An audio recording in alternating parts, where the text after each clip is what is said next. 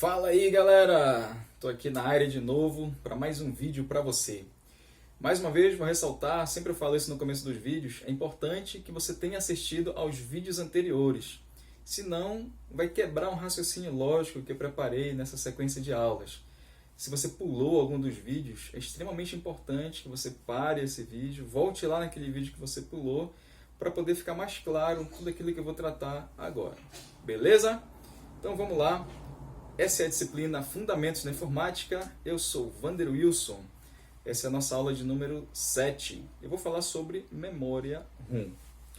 Bem, se você é novo na área da informática, está começando agora, já percebeu que existem várias palavras diferentes, né? É uma sopa de letrinhas, um monte de coisa aí, siglas, né? É assim mesmo, tá? Mas com o passar do tempo, utilizando os recursos no dia a dia, tudo vai ficar mais claro para você. Você vai se acostumar automaticamente com todos esses termos. Bem, a memória RAM, ela é um conceito, tá? RAM significa Read Only Memory, ou seja, memória somente de leitura. Tá?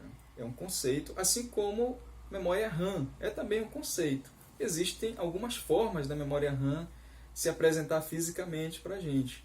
Nos últimos vídeos eu falei uma dessas formas, que são os módulos de memória RAM. Tá? No caso da memória RAM, existem várias formas também dela se apresentar para a gente. Então, mais uma vez, RAM é um conceito, é memória somente de leitura, ou seja, a gente não consegue apagar o conteúdo que está escrito na memória RAM. Diferentemente da memória RAM. Lembra? A memória RAM, uma das características dela é que ela é volátil. Ou seja, a partir do momento que não existe mais tensão elétrica naquele chip de memória, os dados são completamente apagados. No caso da memória RAM, não. Ela não precisa dessa tensão elétrica para que os dados sejam armazenados, fiquem armazenados ali. Tá bom? Esse é um fator bem diferente da memória RAM. Tá? Uma das formas dela se apresentar para a gente fisicamente é através das mídias óticas. O pessoal que gosta de jogar videogame, seja lá no PlayStation ou Xbox, deve estar acostumado a comprar esses jogos através de uma mídia ótica, que é o Blu-ray. Então veja, não é possível apagar o Blu-ray. Quando a gente compra um jogo que vem nessa mídia Blu-ray, esse jogo fica ali. Não é possível mais eu apagar e gravar um outro jogo. Tá? Não tem como. Tá bom? Porque o Blu-ray ele é uma mídia de memória RAM. Certo? O nome completo dessa mídia é Blu-ray ROM. Esse ROM ali é justamente de memória RAM. Tá bom? Uma outra forma de chamar esse tipo de mídia é BD-ROM. BD significa Blu-ray Disc. E uma outra forma ainda de se chamar essa mídia é BD-R. É possível comprar essa mídia em branco, vazia, para que a gente consiga colocar os dados que a gente quiser nessa mídia. Seja gravar um jogo, seja gravar um show, ou colocar dados mesmo ali aleatórios. Né? Mas a partir do momento que a gente grava essa mídia, não é mais possível apagar esses dados. Alguns softwares até permitem que a gente acrescente dados nessa mídia. Porém, apagá-los não é possível. Tá? Claro, para o pessoal que já conhece um pouquinho, né, você vai dizer, professor, mas existe um tipo de Blu-ray que eu posso apagar e reescrever. Nesse caso aí, já não é mais Blu-ray ROM, é outro tipo de Blu-ray. Tá bom? Era muito comum, até pouco tempo atrás também, outra mídia, que é o DVD. Muitos artistas ainda gravam hoje em dia, né, mas não é tão comum mais assim, gravam seus shows na mídia DVD. E aí algumas pessoas compram para assistir no equipamento, na sala, né, na televisão. Bom, bem, essa é também uma mídia de memória RAM, né, é o DVD-ROM. Assim também como o CD. O CD também está praticamente em desuso, né, mas não muito tempo atrás, os artistas, os músicos gravavam o CD, né? Suas novas músicas eram gravadas em CD. Ainda tem para vender nas lojas, né? Tanto DVD quanto CD. Tá? A gente encontra lá dos artistas. Mas com a disseminação dos vídeos e das músicas pela internet, a maioria das pessoas hoje prefere acessar através da internet. É o famoso streaming. Então a gente escuta já as músicas online através do YouTube ou vários recursos que existem para a gente escutar música e assistir filme também, tudo online. Então está cada vez mais entrando em desuso tanto o CD quanto o DVD. Mas o fato é que elas são mídias do tipo ROM ou ROM, né? Se você quiser falar ali um pouco mais do idioma do inglês ali, né? Enfim, o nome correto ali da mídia é DVD-ROM e o nome correto da mídia do CD é CD-ROM. Existe também o DVD-R, tá? Que é o writable, esse R é de writable. É uma mídia que vem em branco também, a gente tem a oportunidade de gravar aquilo que a gente quiser ali. Tá? O CD tem também a mídia, o CD-R, esse R também significa writable, que nos permite gravar o que a gente quiser ali. Tá? Mas também é do tipo memória ROM. A partir do momento que essa mídia é gravada, não é mais possível apagar esses dados e gravar outra coisa. Tá bom? Porque é uma memória somente de leitura. Novamente, alguém que já conhece vai dizer, pessoal, mas existe o CD que eu consigo regravar, existe o DVD que eu consigo regravar. Nesse caso, não é mais o DVD-ROM ou o CD-ROM, é um outro formato, tá bom? Porque ele já não é mais uma memória somente de leitura. Beleza? Tá esclarecido isso daí? Muito bem. No caso da placa-mãe, a memória ROM se apresenta de uma outra forma, tá? Ela se apresenta através de um chip, bom? E geralmente essa memória ROM ela é utilizada para armazenar algum software de gerenciamento de hardware, tá? Não só na placa-mãe, mas como outros circuitos. Então a memória ROM ela está presente em chips em outros equipamentos também. É o caso do celular, das televisões. Existem alguns equipamentos que tem uma telinha ali para a gente navegar por essa tela e vem também com um desses softwares que gerencia aquele equipamento. Tá bom? Então, geralmente, essa memória ROM, que vem diretamente nos circuitos eletrônicos, ela tem um software que é para gerenciar aquele hardware. Tá bom? Esse software de gerenciamento desses hardwares, eles são mais conhecidos como firmware. Tá? Então, firmware é um tipo de software que está muito próximo ao hardware. Ele é um pouco diferente desses outros softwares que a gente usa nos aplicativos, né? Tanto no celular quanto no computador. O firmware está mais próximo do hardware, ele faz o controle ali do hardware. No caso da placa-mãe, o firmware mais famoso são a BIOS. Tá? BIOS é um software que gerencia o hardware ali da placa-mãe. BIOS significa Basic Input Output System. É o sistema básico ali que funciona no hardware da placa-mãe. Ele é um pouco antigo, o mais atual, mais utilizado hoje em dia é um outro sistema chamado UEFI. UEFI significa Unified Extensible Firmware Interface. Beleza? Então olha a palavrinha firmware aparecendo ali, né? Então o que acontece? O hardware da placa-mãe, inicialmente, ele é gerenciado por este firmware, seja a BIOS ou a UEFI. Eu já te falei aqui que o sistema base do computador é o sistema operacional. O sistema operacional é que controla todo o hardware. Porém, esse controle do sistema operacional é baseado no firmware que tem na placa-mãe.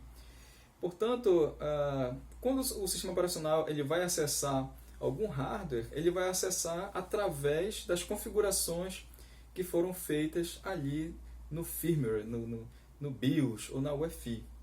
Tá bom? Esse firmware, tanto o BIOS quanto a UEFI, ele é gravado na memória ROM.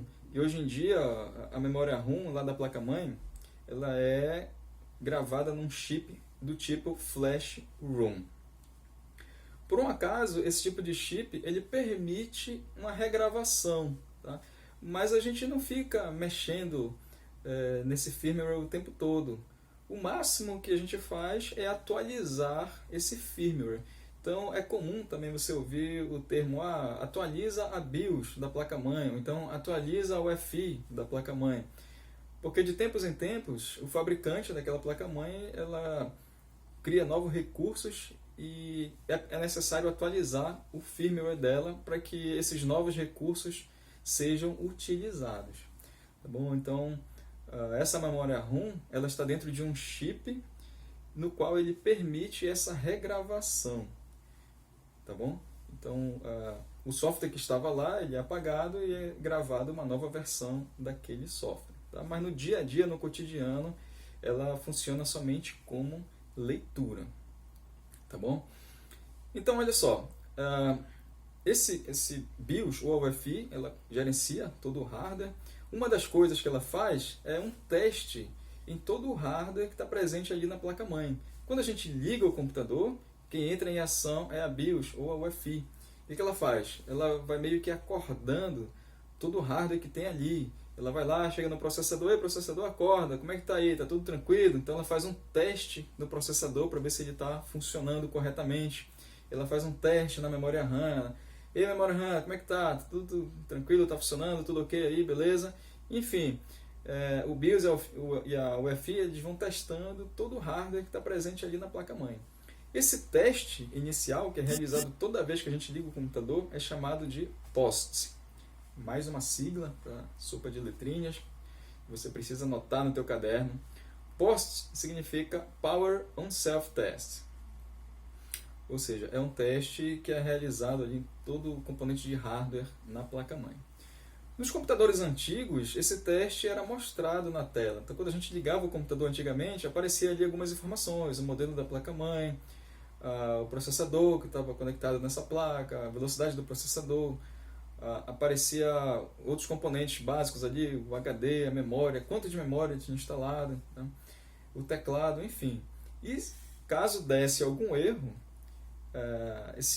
aparecia uma mensagem de erro na tela. Hoje em dia, essa mensagem, essa verificação não é mais exibida na tela, porque a Flash ROM de hoje em dia ela tem uma velocidade muito maior do que antigamente. Então esse teste é feito muito rápido. Mas se aparecer algum problema, se a memória não está funcionando, se o teclado não está funcionando, enfim, aparece uma mensagem, seja uma mensagem sonora ou uma mensagem de texto. E aí a gente tem a oportunidade de saber qual é o problema que está acontecendo no computador, já quando a gente liga, tá? Se for um problema de hardware, inicialmente, né? Então, esse teste hoje em dia é feito muito mais rápido. Quando a gente liga o computador, de repente a gente já vê o sistema operacional aparecendo na tela. Então saiba que a BIOS ela faz essa gerência de hardware, ela faz esse teste em todo o hardware na placa-mãe. Tá bom? A gente consegue também alterar algumas configurações desse hardware. Essas configurações elas são feitas em um software chamado Setup. O Setup está também ali na memória ROM, tá bom? Mas essas configurações elas já ficam numa área separada. Então ali dentro do chip existe também uma memória RAM. Olha aí, uma outra forma da memória RAM se apresentar para a gente. Tá? Então é feito ali umas configurações. A gente pode, por exemplo, alterar as configurações do processador, né? A velocidade do processador, a velocidade da placa-mãe, enfim, várias configurações a gente consegue fazer, alterar a velocidade das ventoinhas, tá? E o sistema operacional, como eu falei anteriormente, ele vai usar esse hardware a partir dessas configurações que foram realizadas no setup, tá bom? A partir daí, o BIOS, ou o UEFI, ele vai procurar o boot. O que é isso? São instruções de inicialização do computador, certo? Ou seja, é o sistema operacional propriamente dito para inicializar. Então, depois que o BIOS fez todo o teste de hardware, tá? E aí ele vai procurar onde é que está o sistema operacional. Tá bom? Essa procura de onde está o sistema operacional nós chamamos boot. Geralmente o sistema operacional está no dispositivo de armazenamento principal do computador, que é o HD. Tá bom? A gente vai falar sobre HD na próxima aula. Mas esse boot ele pode estar presente também, ou a gente pode buscar esse boot em outro dispositivo de armazenamento, por exemplo, um pendrive ou um HD externo. Tá bom? A gente vai entrar um pouco mais nesse detalhe aí na próxima aula. Mas saiba que depois que a UEFI e o BIOS fez toda o teste de hardware, né, e foi buscadas ali todas as configurações, é hora de localizar onde estão as instruções de inicialização do sistema operacional, que é o boot, ou seja, está na hora de procurar o boot, beleza? Muito bem, então olha só, essas configurações de BIOS estão no CMOS, tá? Que é o chip, beleza? Eles estão na memória RAM do CMOS, só para confirmar aqui que eu já te falei, e um detalhe, tá? Tem também um relógio configurado no CMOS. Esse relógio ele é atualizado também, ele fica rodando ali dentro da memória RAM. Aí você me pergunta, professor, mas e quando desliga o computador da tomada? A memória RAM ela não é volátil, ela não se apaga quando a gente desliga o computador da energia elétrica? Verdade, tá? Então é por isso que na placa-mãe tem uma bateriazinha, uma bateria lá, que é para alimentar essa memória RAM que tem dentro do Flash ROM. Então toda aquela configuração de velocidade do processador, velocidade da memória RAM, a hora do computador, onde é que vai ser buscado esse boot, enfim, tudo aquilo que a gente faz ali no setup, ele é gravado na memória RAM desse chip Flash ROM e ela é alimentada através da bateria que está na placa-mãe. Beleza? Vamos dar uma olhada aqui então na placa-mãe. Olha só, já mostrei essa imagem algumas vezes para você, né? Tá bem aqui a bateria. Talvez você já tenha percebido e já deva ter se perguntado, né? Que bateria é essa? Para que ela serve? Então é para isso daí, tá bom? Essa é uma bateria do tipo 2032. É o modelo dessa bateria que é utilizado nas placas-mãe, tá bom? Essa bateria ela tem um tempo de vida útil, geralmente dura uma média de 3 anos. Então o que acontece? Se toda vez que você liga o computador, você percebe que a hora do teu computador está errada, isso já é um sinal de que a bateria da tua placa-mãe precisa ser substituída, tá bom? Porque as configurações que estão lá no setup do teu computador, elas estão sendo perdidas toda vez que o teu computador é desligado da tomada, tá bom? Uma outra imagem aqui para você ver mais de perto. Tá? Olha só aqui o nomezinho 2032. Uma bateria bem barata, custa aí, sei lá, varia de 2 a 4 reais. É bem barato mesmo. Bom, bem fácil de colocar, você vai ter a oportunidade de praticar isso daí lá na disciplina de manutenção de computadores. Pessoal, uma coisa que é possível configurar também lá no setup é uma senha de acesso. Porque não é complicado de acessar o setup. Qualquer pessoa consegue acessar o setup da máquina. Tá bom? Então, de uma empresa, por exemplo, é interessante que os usuários finais não tenham acesso ao setup. De repente tem alguém ali que sabe entrar no setup, entra lá, mexe nas configurações e aí faz com que o computador não funcione mais, por exemplo. Então, para evitar esse tipo de problema, é possível colocar uma senha no setup. Tá? E lembre-se, a senha só vai também funcionar enquanto tiver carga na bateria ou enquanto a bateria existir. Portanto, se por um acaso você colocar uma senha no setup e esquecer essa senha, é possível retirar a bateria, deixar um tempo até descarregar toda a energia que ainda estiver na placa-mãe e aí depois você liga o computador e vai verificar que ele não tem mais senha. Tá?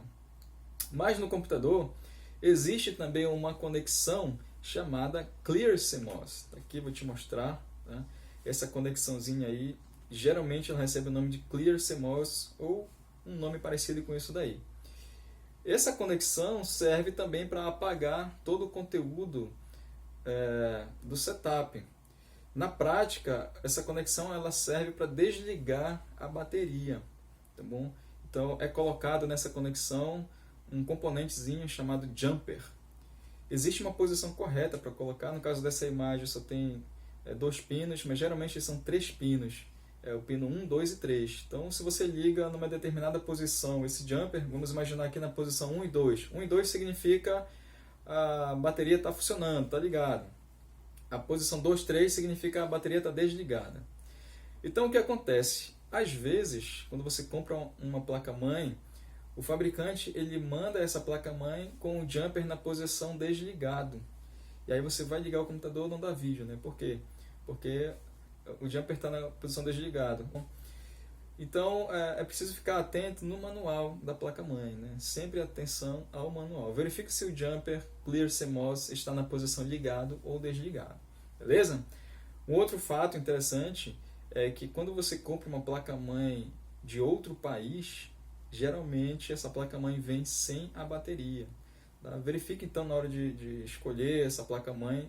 Geralmente a loja ela vai te dar essa observação. Tá? Então fique atento a esse detalhe. Beleza, galera? Então sobre memória RAM é isso. Reveja aí suas anotações. Se tiver dúvida com aulas anteriores, procure lá. E eu te espero na próxima aula. Forte abraço.